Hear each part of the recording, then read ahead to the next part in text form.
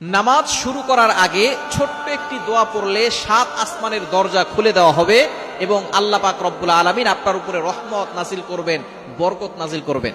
এমন একটি দোয়া আছে যেই বাক্যগুলো খুবই সহজ এবং উচ্চারণ করাও সহজ এবং আপনি আমল করলে একবার বলার সাথে সাথে নবীজি সাল্লাল্লাহু আলাইহি সাল্লাম জানিয়ে দিয়েছেন তার জন্য আসমানের 7টি দরজাই খুলে দেওয়া হয়।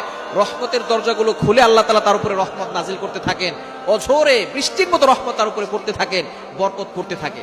সুতরাং আমরা নামাজ শুরু করার আগে এই দোয়াটা একবার পড়ে নিব।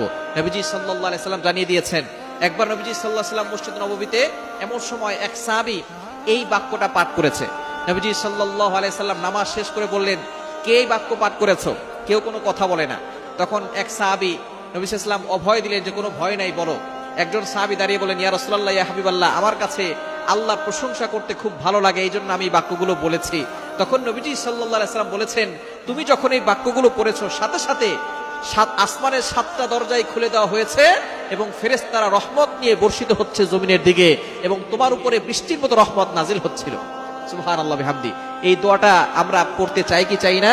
দোয়াটি হচ্ছে আল্লাহু আকবার কাবীরা ওয়ালহামদুলিল্লাহি কাসীরা ওয়া সুবহানাল্লাহি বুকরাতাও ওয়া আসীলা। খুবই সহজ বাক্য, আল্লাহু আকবার কাবীরা ওয়ালহামদুলিল্লাহি কাসীরা ওয়া সুবহানাল্লাহি বুকরাতাও ওয়া আসীলা।